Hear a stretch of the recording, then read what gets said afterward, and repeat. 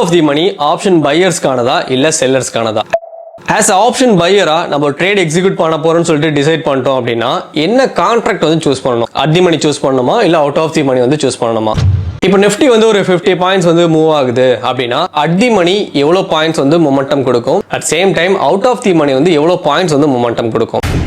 Out of தி மணில expiry டேல மட்டும்தான் நம்மளால மேசிவான மொமெண்டம் பிடிக்க முடியுமா? மற்ற நாள்லாம் ஒர்க் ஆகாதா? இன்ட்ராடே மார்க்கெட்டை நம்மளால பெர்ஃபெக்ட்டா ப்ரெடிக்ட் பண்ண முடியுமா? அட் சேம் டைம் நம்ம என்ட்ரி எடுத்து எக்ஸிட் ஆகிறோம் அப்படின்னா மார்க்கெட் நமக்கு ஃபேவரா அன்னைக்கு முடியுமா? இந்த மாதிரி நிறைய கொஸ்டின்ஸ் வந்து உங்களுக்குள்ள இருக்கும். இதுக்கான ஆன்சர்ஸ் வித் லைவ் எக்ஸாம்பிளோட இந்த வீடியோல பார்த்துடலாம். ஓகே, ஃபர்ஸ்ட் நான் வந்து ப்ரெடிக்ஷன் காமிச்சிடுறேன். ஸோ நான் ப்ரெடிக்ஷன் காமிக்காம நான் பேசுறேன் அப்படின்னா முடிஞ்சு போன மார்க்கெட்ல வந்து கதை சொல்ற மாதிரி இருக்கும். ஸோ ஃபர்ஸ்ட் நம்ம ப்ரெடிக்ஷன் வந்து பார்த்துடலாம். இது நம்மளோட ஸ்டூடெண்ட்ஸ் குரூப். இந்த குரூப் பத்தி நான் ஃபர்ஸ்ட் சொல்லிடுறேன். இதுல நான் கால்ஸோ காப்பி ட்ரேடோ கொடுக்க போறது கிடையாது. இதுல மார்க்கெட்டோட வியூ அப்டேட்ஸ் வந்து நான் ஆன் டைம்ல நம்ம ஸ்டூடெண்ட்ஸ்க்கு வந்து அப்டேட் பண்ணிடுவேன். November 2025 so morning first image upload பண்ணியிருக்கேன். இது வந்து 9:57க்கு ஃபர்ஸ்ட் இமேஜ் வந்து அப்லோட் பண்ணியிருக்கேன். ஸோ இந்த இமேஜ்ல வந்து இங்க என்ன சொல்ல வந்திருக்கேன் அப்படிங்கிறது நம்ம ஸ்டூடெண்ட்ஸ்க்கு தெரியும். ஸோ உங்களுக்காக நான் அதை எக்ஸ்பிளைன் பண்றேன். இதுல இங்க இருக்கக்கூடியது டிமாண்ட் ஜோன், அதே மாதிரி இங்க இருக்கக்கூடியது வந்து சப்ளை ஜோன். இப்போ மார்க்கெட் வந்து டிமாண்ட் ரீச் ஆகுதுன்னா இங்கிருந்து மார்க்கெட் வந்து மேலே போகும். சப்ளை ஜோன் ரீச் ஆகுதுன்னா மார்க்கெட் திரும்ப கீழே வரும், திரும்ப டிமாண்டுக்கு போகும், திரும்ப ஒரு கட்டத்துல ஒன்று மேலே பிரேக் அவுட் கொடுக்கும் இல்லை கீழே பிரேக் அவுட் கொடுக்கும். ஓகேவா? அடுத்ததுல வந்து பாத்தீங்க அப்படின்னா நம்மளோட டிமாண்ட்ல இருந்து மார்க்கெட் போயிட்டு சப்ளை ஜோனை ரீச் பண்ணிடுச்சு. சப்ளை ஜோனை ரீச் பண்ணது அப்படின்னா அங்கிருந்து மார்க்கெட் வந்து கீழே இறங்கணும். ஸோ அங்கிருந்து மார்க்கெட் என்ன ஆகுது, அழகா அங்கிருந்து மார்க்கெட் கீழே இறங்கி நம்மளோட டிமாண்டே வந்து ரீச் பண்ணிடுச்சு. இப்போ டிமாண்ட்ல இருந்து என்ன பண்ணணும், மார்க்கெட் அகெயின் மேலே போகணும். ஸோ டிமாண்ட்ல இருந்து மார்க்கெட் அகெயின் மேலே போயிட்டு இந்த சப்ளை ஜோனை ரீச் பண்ணிடுச்சு. இப்போ இதுக்கப்புறம் மார்க்கெட் என்ன பண்ணணும் அப்படின்னா ஒன்று இந்த சப்ளை ஜோனை உடச்சி மேலே போகணும், இல்லை இந்த டிமாண்ட் ஜோனை உடச்சி கீழே வரணும். ஓகே, ஸோ ஃபைனலி இங்க என்ன இருக்கு, இந்த டிமாண்ட் ஜோனை உடச்சி கீழே வந்திருக்கு. அப்போ இங்க இருக்கக்கூடிய லெவல்ஸ் எல்லாமே பக்காவா ஒர்க் ஆயிருக்கு. ஓகேவா? ஸோ இது வந்து ஃபர்ஸ்ட் பாயிண்ட். இப்போ நான் என்ன பண்றேன், உங்களுக்கு கம்பேரிஷன் வந்து காமிக்கிறேன். ஓகே, இது வந்து அட் தி மணி இல்லை இன் தி மணி, இது ரெண்டுல இதை வேணா கன்சிடர் பண்ணிக்கலாம். ஓகே, இந்த ஸ்ட்ரைக் வந்து நான் உங்களுக்கு எக்ஸாம்பிளுக்காக எடுத்திருக்கேன். இப்போ இந்த ஓடிஎம் ஸ்ட்ரைக் வந்து பார்த்தீங்கன்னா 25,900 புட் ஆப்ஷன். இது எங்க இருக்கு, இங்க இருக்கு 25,900 புட் ஆப்ஷன். இது 26,050 புட் ஆப்ஷன். இது எங்க இருக்கு அப்படின்னா 26,050 புட் ஆப்ஷன். ஸோ இந்த ஸ்ட்ரைக்கை தான் நான் சூஸ் பண்ணியிருக்கேன். ஓகேவா? இது என்ன ப்ரைஸ் அப்படின்னா இந்த ஜோன் நான் ட்ரா பண்ணியிருக்கிறது வந்து நிஃப்டியோட ஸ்பாட் ஷார்ட்ல வந்து ட்ரா பண்ணியிருப்பேன். உங்களுக்கு நான் இப்போ காமிக்க போற எக்ஸாம்பிள் வந்து புரோக்கர் அக்கௌண்ட்ல வந்து நான் காமிக்கிறேன். ஓகேவா? இது 26,020. ஓகேவா? இந்த ப்ரைஸ் வச்சுக்கலாம். எங்க இருக்கு, இந்த ப்ரைஸ் வச்சுக்கலாம். 26,020 அப்படிங்கிற இந்த ப்ரைஸ் வச்சுக்கலாம். ஸோ இந்த ப்ரைஸ்ல இருந்து மார்க்கெட் வந்து ரிவர்ஸ் ஆயிருக்கு. ரைட்டா? ஓகே, இந்த ப்ரைஸ்ல வந்து மார்க்கெட் வந்து என்ன இருக்கு, இங்க இருந்து மார்க்கெட் வந்து ஒரு நல்ல ஒரு ஃபால் கொடுத்துருக்கு. இதை நம்ம முன்னாடியே ப்ரெடிக்ட் பண்ணியாச்சு. ஓகே, இப்போ கம்பேரிஷன் நான் சொல்றேன். இந்த ரேஞ்சில் மார்க்கெட் இப்போ அட் தி மணிலேயும் and out of the money இந்த ரெண்டு இடத்துலையும் நம்ம என்ட்ரி எடுக்கிறதா வச்சுப்போம். இப்போ இது வந்து 2 rupeesல இருக்கு அவுட் ஆஃப் தி மணி. இங்க இருந்து மார்க்கெட் எவ்வளவு தூரம் மேலே போயிருக்கு அப்படின்னா 36 rupees வரைக்கும் மேலே போயிருக்கு. இது 38 rupeesல இருந்து 185 rupees வரைக்கும் மேலே போயிருக்கு. இங்கே நான் பர்சன்டேஜ் டூல் வச்சு மெஷர் பண்றேன்.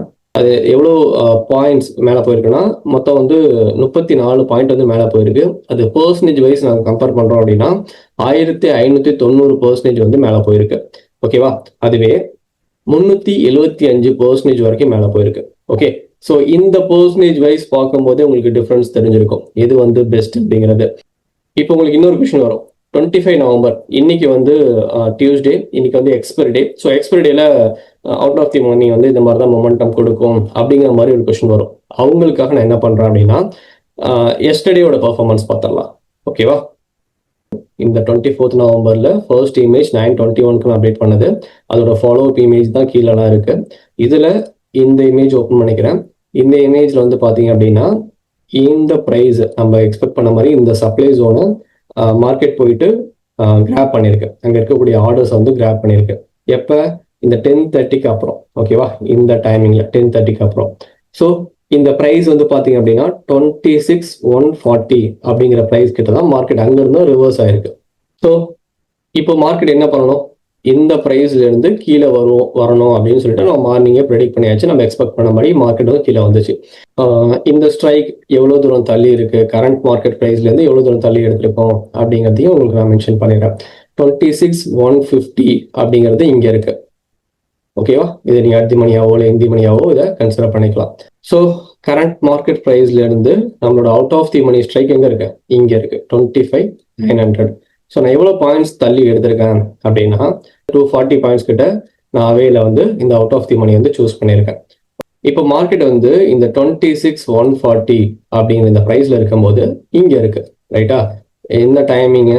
நான் டைமிங் கூட உங்களுக்கு மென்ஷன் பண்ணிடுறேன், இன்னும் கொஞ்சம் கிளியரா இருக்கும் உங்களுக்கு. இது வந்து பார்த்தீங்கன்னா 10:37, ஓகேவா? அதே மாதிரி இது 10:37 கேண்டில். இப்போ நான் ஹைலைட் பண்ணியிருக்கேன்ல, இது 10:37 கேண்டில். அதே மாதிரி இங்க இருக்கக்கூடிய இந்த ரேஞ்சும் 10:37 கேண்டில் தான் மென்ஷன் பண்ணியிருக்கேன். நான் கர்சரை மூவ் பண்ணும்போது என்ன சார்ட்ல வச்சிருக்கேன் அப்படிங்கிறது இங்க மென்ஷன் பண்ணியிருக்கேன். இது வந்து அட் தி மணி, இது வந்து அவுட் ஆஃப் தி மணி. இப்போ நம்மளோட பெர்சன்டேஜ் டூல வச்சு மெஷர் பண்ணலாம். இப்போ இந்த ப்ரைஸ்ல இருந்து இவ்வளவு தூரம் மேலே போறது வந்து நியர்லி எவ்வளோ பாயிண்ட்ஸ், எவ்வளோ பர்சன்டேஜ் மேலே போயிருக்கு அப்படின்னா 49%, நியர்லி 50% வந்து மூவ் ஆயிருக்கு. அதுவே அட் தி மணி பார்த்தீங்க அப்படின்னா 45% மூவ் ஆயிருக்கு. அப்போ நீங்க சூஸ் பண்ணக்கூடிய இந்த அட் தி மணியோ இல்லை இந்தி மணியோ இந்த ப்ரைஸ்ல இருந்து நான் ஒரு 300 பாயிண்ட்டுக்கு அப்புறம், ஒரு 250-300 பாயிண்ட்டுக்கு அப்புறம் ஒரு ஸ்ட்ரைக்கை சூஸ் பண்ணிருக்கேன். அதை விட நான் சூஸ் பண்ணக்கூடிய இந்த out of the money strike வந்து என்ன இருக்கு, ஒரு நல்ல ஒரு மேசிவான மொமெண்டம் கொடுத்துருக்கு. எண்ட் ஆஃப் தி டேல மார்க்கெட் என்ன இருக்கு, எவ்வளோ பர்சன்டேஜ் மூவ் ஆயிருக்கு அப்படின்னு கூட செக் பண்ணிடலாமே. நியர்லி எவ்வளோ பர்சன்டேஜ் மேலே போயிருக்கு? 95% மேலே போயிருக்கு. 87% மேலே போயிருக்கு. ஓவராலா நீங்க அந்த மொமெண்டம் எடுத்துக்கிட்டா கூட நம்மளோட out of the money strike நல்லாவே பர்ஃபார்மன்ஸ் பண்ணியிருக்கு. ஓகே, இங்க நிறைய பேருக்கு வரக்கூடிய டவுட் என்ன அப்படின்னா பாயிண்ட்ஸ்.